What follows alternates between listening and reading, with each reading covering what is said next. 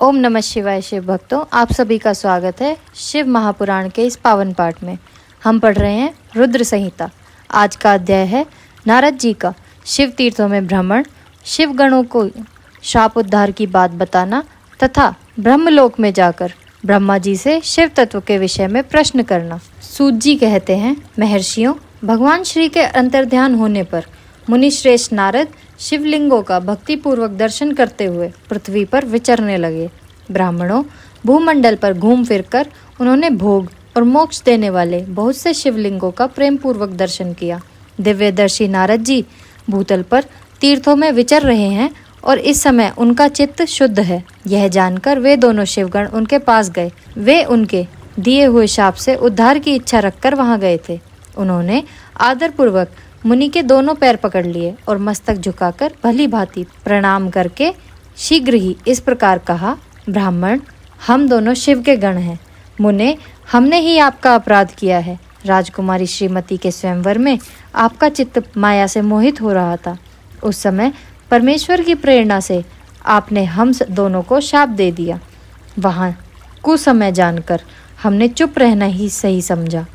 इसमें किसी का दोष नहीं है। हमें अपने कर्म का ही फल प्राप्त हुआ है। प्रभु, अब आप प्रसन्न होइए और हम दोनों पर अनुग्रह कीजिए।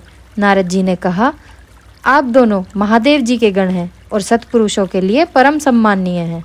अतः मेरे मोहरहित एवं सुखदायक यथार्थ वचन को सुनिए। पहले निश्चय ही मेरी बुद्धि भ्रष्ट हो गई थी, बिगड़ गई थी और मैं सर्वथा मोह के वशीभूत हो गया था। इसलिए आप दोनों को मैंने शाप दे दिया। शिवगणों, मैंने जो कुछ कहा है वह वैसा ही होगा, तथापि मेरी बात सुनिए।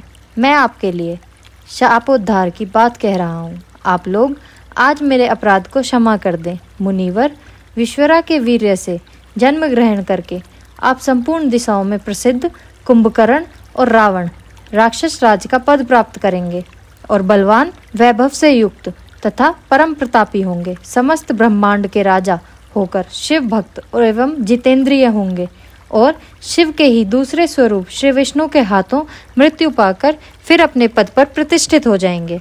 सूत जी कहते हैं, महर्षियों, महात्मा नारद मुनि की बात सुनकर वे दोनों शिवगण प्रसन्न हो सानंद अपने स्थान को लौट गए। श्री नारद जी भी अत्यंत आनंदित हो अनन्य भाव से भगवान शिव का ध्यान तथा शिव तीर्थों का दर्शन करते हुए बारंबार भूमंडल में विचरने लगे। अंत में वे सबके ऊपर विराजमान शिव प्रिय काशीपुरी में गए, जो शिव स्वरूपिणी एवं शिव को सुख देने वाली है। काशीपुरी का दर्शन करके नारद जी कृतार्थ हो गए। उन्होंने भगवान काशीनाथ का दर्शन किया और परम प्रेम से एवं परमानंद से युक्त हो उनकी पूजा की। काशी का सानंद सेवन करके वे मुनि श्रेष्ठ कृतार्थता का अनुभव करने लगे और प्रेम से विवल हो उनका नमन, वर्णन तथा स्मरण करते हुए ब्रह्मलोक को गए।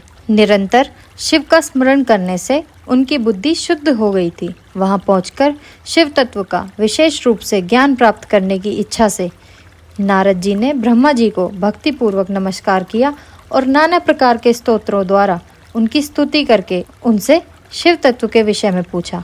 उस समय नारद जी का हृदय भगवान शंकर के प्रति भक्ति भावना से परिपूर्ण था। नारद जी बोले, ब्राह्मण, परम ब्रह्म परमात्मा के स्वरूप को जानने वाले पितामह जगत प्रभु, आपके कृपा प्रसाद से मैंने भगवान विष्णु के उत्तम महात्म्य का पूर्णतः ज्ञान प्राप्त किया है। भक्ति मार्ग, ज्ञान मार्ग, अत्यंत दुस्तर तपो मार्ग, दान मार्ग तथा तीर्थ मार्ग का भी वर्णन सुना है, परंतु शिव तत्व का ज्ञान मुझे अभी तक नहीं हुआ है। मैं भगवान शंकर की पूजा विधि को भी नहीं जानता। अतः प्रभु, आप क्रमशः इन विषयों को तथा भगवान शिव के विविध चरित्रों को तथा उनके स्वरूप तत्व, प्रकाट्य, विवाह, गार्हस्थ्य धर्म सब मुझे बताइए। निष्पाप पितामह, ये सब बातें तथा और जो भी आवश्यक बातें हों उन सब का आप वर्णन कीजिए। प्रजानाथ, शिव और शिवा के आविर्भाव एवं विवाह का प्रसंग विशेष रूप से कहिए तथा कार्तिकेय की जन्म की कथा भी मुझे सुनाइए। प्रभु, पहले बहुत लोगों से मैंने ये बातें सुनी हैं, किंतु तृप्त नहीं हो सका हूँ, इसीलिए आपकी शरण में आया हूँ। आप मुझ पर कृपा कीजिए। अपने पुत्र नारद की यह बात सुनकर लोक पितामह ब्रह्मा क्या बोलते हैं, ये हम पढ़ेंगे अगले अध्याय में। हमारे साथ जुड़े रहने के लिए धन्यवाद। इस अध्याय को लाइक करें और सब्सक्राइब करें। इससे हमें इस ज्ञान को दूसरों तक पहुंचाने में मदद मिलती है। हर हर महादेव।